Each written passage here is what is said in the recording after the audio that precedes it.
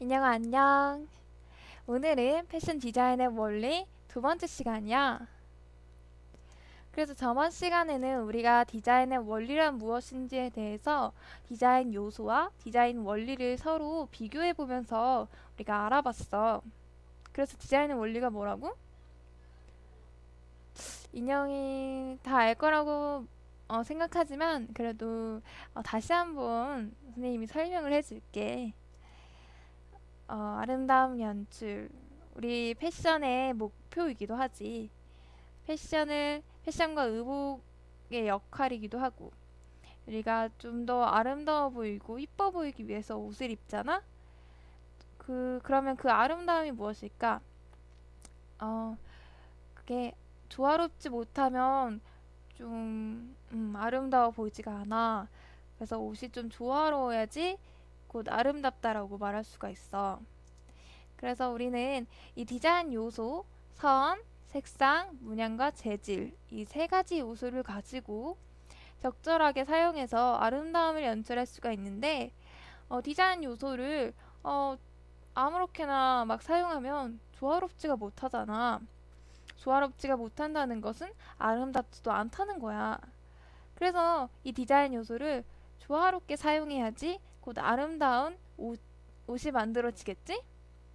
그래서 필요한 것이 디자인의 원리야.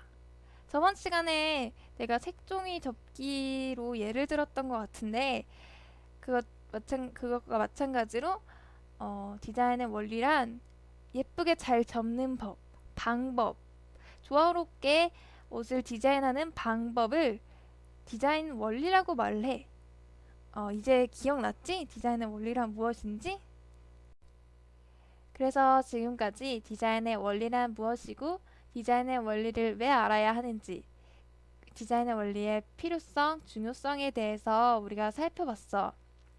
그래서 우리가 앞으로 해야 할 것은 디자인의 원리엔 어떠한 것이 있고 그것들의 역할이 무엇인지에 대해서 살펴볼 거야.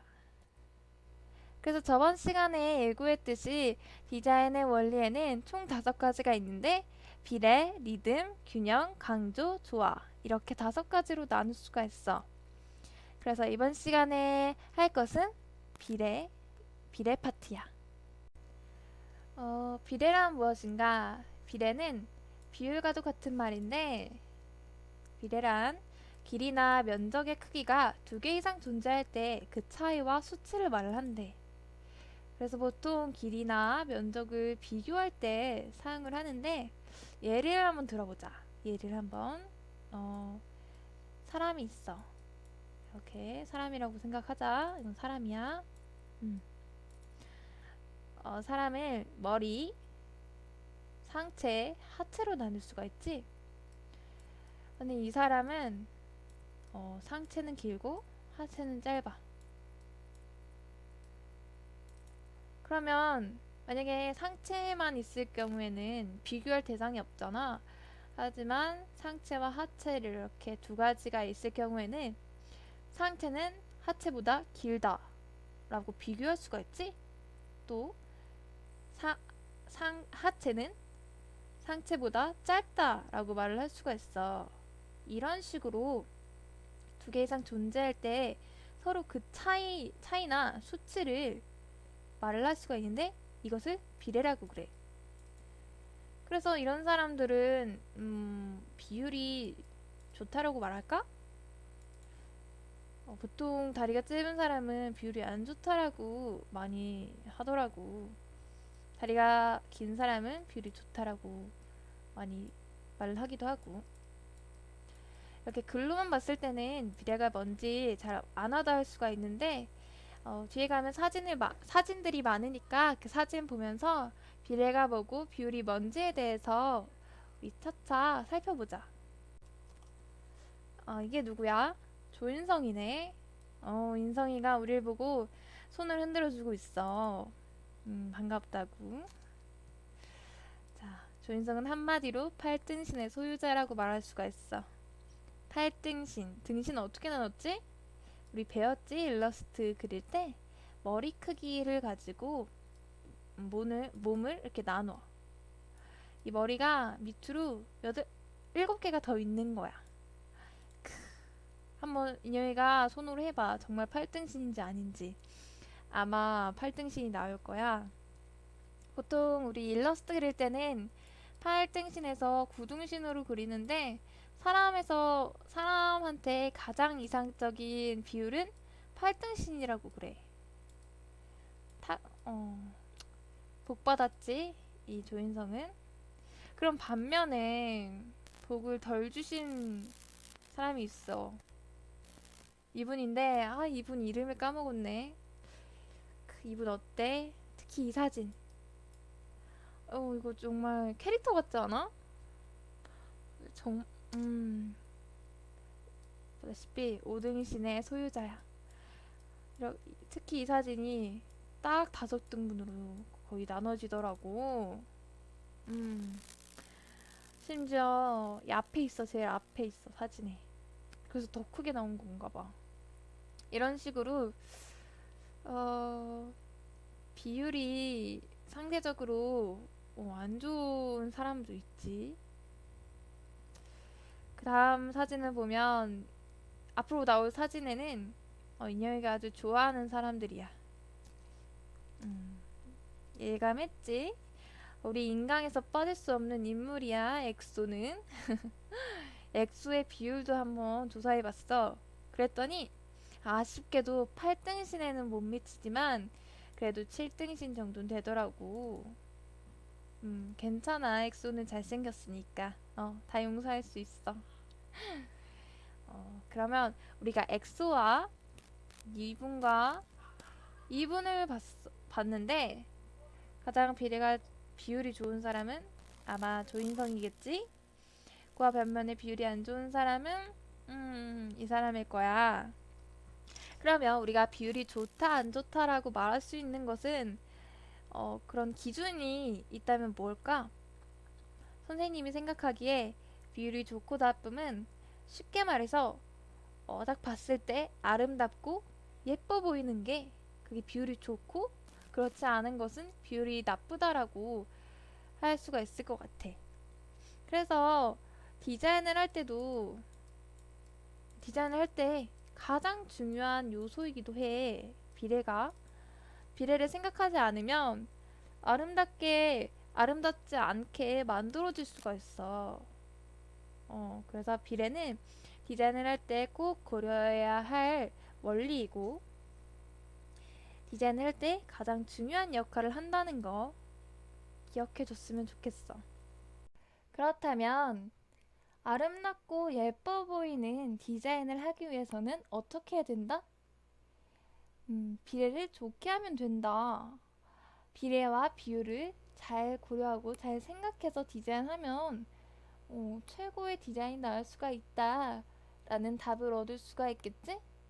그렇다면 비례와 비율에 대해서 우리가 해야겠어 안 해야겠어? 당연히 해야겠지. 그래. 하기 싫어도 이번 시간만큼은 집중해서 듣도록. 그래서 우리가 비례를 고려할 때 생각해야 될 부분에 대해서 살펴볼 거야. 먼저 전체와 부분 간의 관계가 어떤지 고려를 해봐야 돼. 그게 무슨 말이냐면 예를 한번 들어주면서 설명을 해줄게. 얘가 의복 전체 중에 스커트의 비율이 어떻게 되는지. 여기 스커트 입은 사람 있네. 의복 전체 길이 중에 스커트의 비율이 어느 정도 되는지에 대해서 고려를 해봐야겠고, 의복 전체 중에 문양이 있는 옷감 부분의 비율이 어떠한지 또 따져봐야 되겠고, 전체 중에 특정 색채가 차지하는 비율이 얼마인지 어느 정도인지에 대해서도 우리가 살펴봐야 돼. 특정 색깔 여기 있네. 전체 중에 특정 색깔인 여기까지 있네. 여기까지 차지하는 비율을 고려해봐야 돼. 만약에 색이 차지하는 비율이 이만큼이다. 아니면 이렇게 되게 많아. 어이구 넘어갔어. 그러면 어때? 그럼 서로 느낌이 달라지겠지? 이런 식으로 어떠한 느낌을 전달할지에 따라서 이런 전체와 부분 간의 관계를 서로 고려를 해봐야겠지. 다음으로 고려해봐야 할 점은 부분과 부분 간의 관계야. 칼라나 커프스, 포켓, 벨트, 단추 등과 같이 한 디테일과 다른 디테일의 관계도 우리가 고려를 해봐야 돼. 한 면과 다른 면의 크기와의 관계도 고려해야 되고, 예를 들어서 사진을 한번 살펴보자. 칼라와 포켓이 있어. 서로 어때? 서로 좀 크기가 크지? 포켓도 크고 칼라 이 폭도 크고 얘도 포켓 크고 칼라도 살짝 커. 얘 같은 경우에는 대형 칼라가 있네. 큰 칼라에 큰 소매. 이렇게 큰 칼라에 큰 포켓, 큰 칼라에 큰 모자가 달려있어.